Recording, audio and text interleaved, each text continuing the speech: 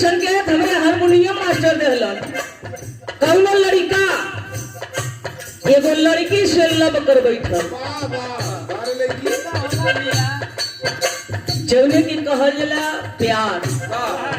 हर रोग का दवाई मिलल, लेकिन इस ससुर ऐसा रोग है कि अगर जगह लग गई ओकर जिंदगी लेहले मारी के बदले पीर मिलल बा, चाहत में दिल टूटल बा।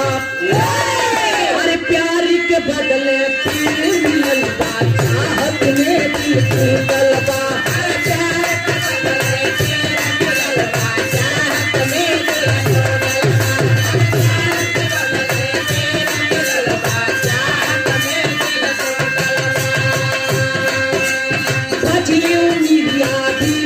कैसे साथी सनम से छूटल बा।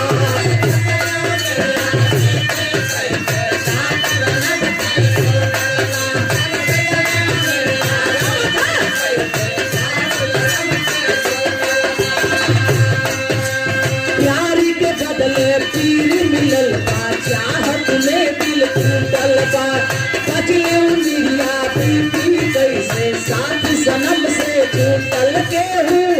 हम के बता दे भदिया रे केहू, हम के बता दे भदिया रे कौना जगह लिखल है किस मदिया रे कौना।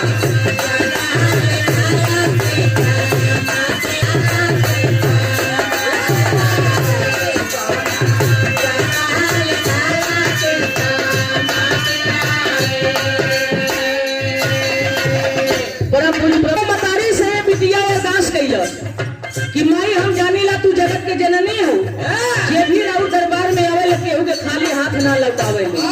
आवाज देती है कैसे? अरे जब जब याद करीला तो हके पल भर खातिर आवेलू। अरे जब जब याद करीला तो हके पल भर खातिर आवेलू।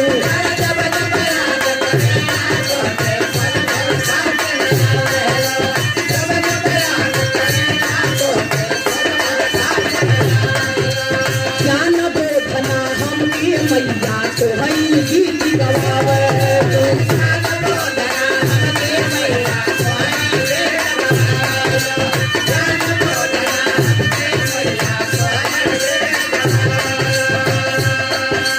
जब जब याद करीना तुझे पल भर खातिर जावेलू।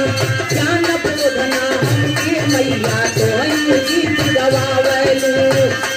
जैसे आवेलू तू रोज वैसे आई जाई तू, जैसे आवेलू तू रोज वैसे आई जाई तू। वाली रात के आवा आई जाई तू।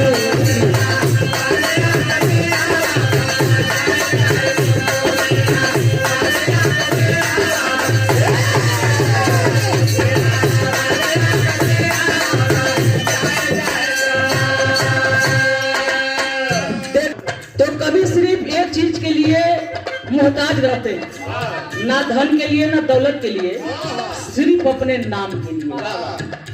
तो हम चाहेंगे कवि जी आप कृपया जैसे आप मंच पर आइला, ऐसे कि हमारे रामचरण कवि जी बताते थे कि गुरु गोविंद दोनों खड़े।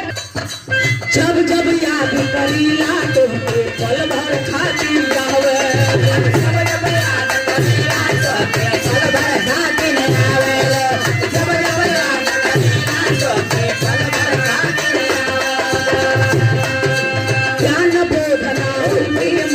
तो वही गीत गवावे।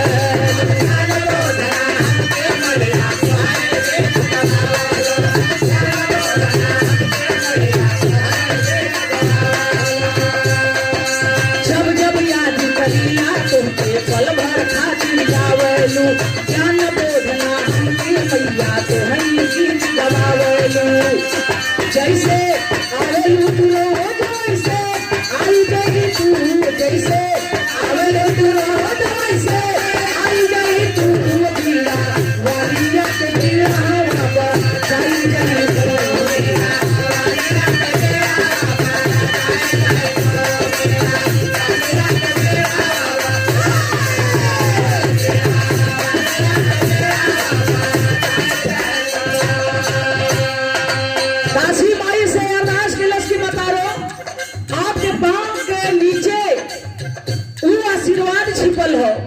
कि जे भी आपके पाँव के नीचे में धूल माथे पर लगौले कितने बड़े बड़े विद्वान हो गए। आज ये दासी राउल दरबार में आई हो, ये दासी का अर्जी हो, अब मतारो तोहार मर्जी। पहली बंद में कहना है ज्ञान बोध संगीत बतो से साम वेद बकलावत बा।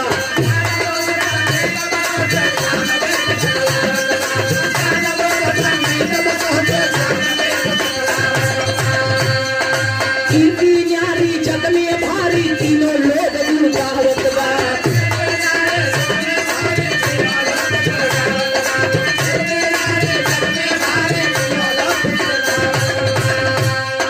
ज्ञान बोध संगीत बतो से साम वेद बकलावत बा।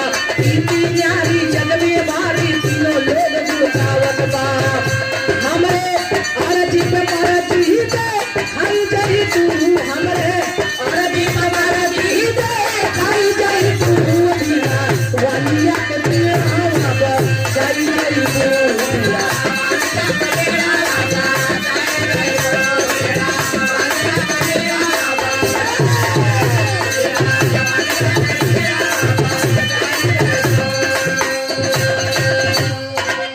दासी माई से कलश की बता रहे कभी कभी बरियार आदमी अपने के गरीब आदमी के बरियार आदमी बड़ा कमजोर समझता, लेकिन पासा ऐसा पलटाला कि वह गरीब आदमी बरियार आदमी से भारी हो जाला।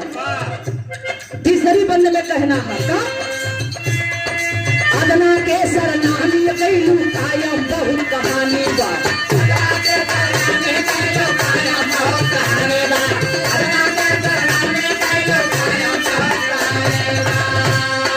कन्ना बैजू कालिदास का कायम याज निशानी बा।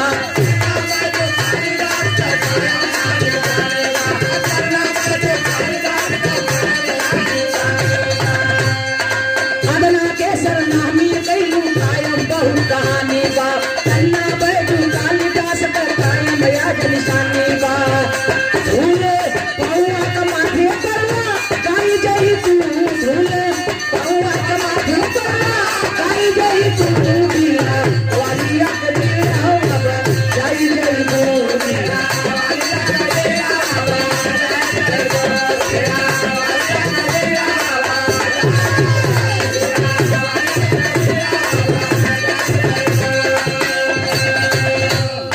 दासी माई से अरदास कैलस कि तन्ना भैजू के ऐसा आशीर्वाद रहलू कि आज वो ज्ञानी के नाम से जानल गइलन। वही मूर्ख कालिदास जौने डार पर बैठे वही डरिया के काट जावे। तोहार प्यार दुलारी आशीर्वाद मिलल मतारो कहां से कहां तक लोग पहुंच गइलन। लेकिन आज ये दासी अगर जो कुछ हो तो ये आपका कृपा। कैसे तोहरे बल पे सभा में मैया सर पे ताज बनाईला। तोहरे बल पे सभा में मैया सर पे ताज बनाईला। तोहरे बल पे सभा में मैया सर पे ताज बनाईला। राग रागिनी कुछ ना जानी महिमा राज कहाईला।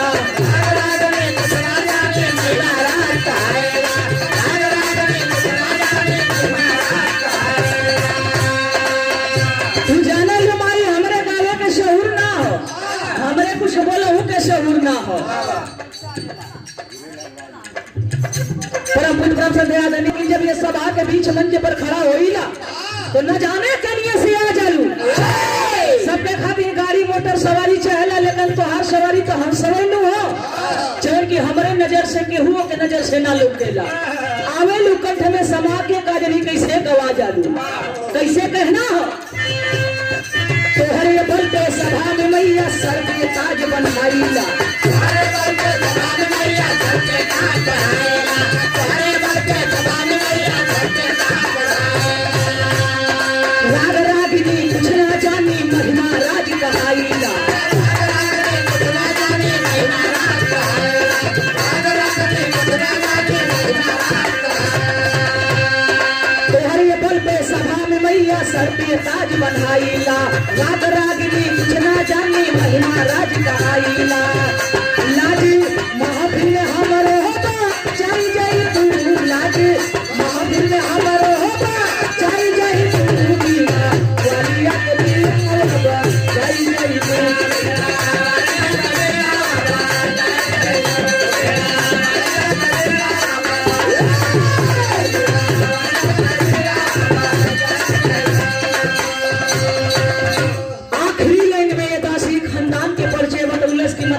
कौना खानदान से जुड़ल है, कौने बाग के फूल है और केकर सिंचल फुलवारी है। गुरु बिहारी गुरु गणेश गुरु राम लाल से सीख मिलल।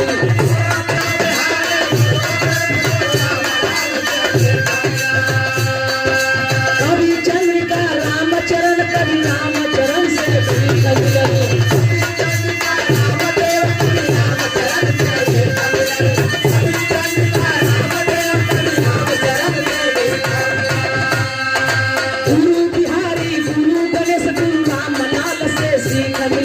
कवि चंद्रिका रामदेव कवि रामचरण कवि का मिलल।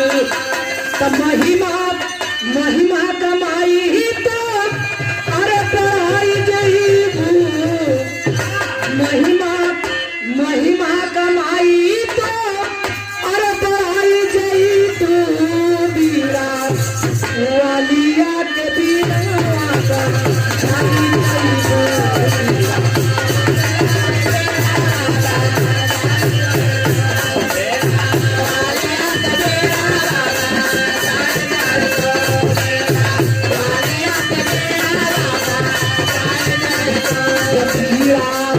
Maria,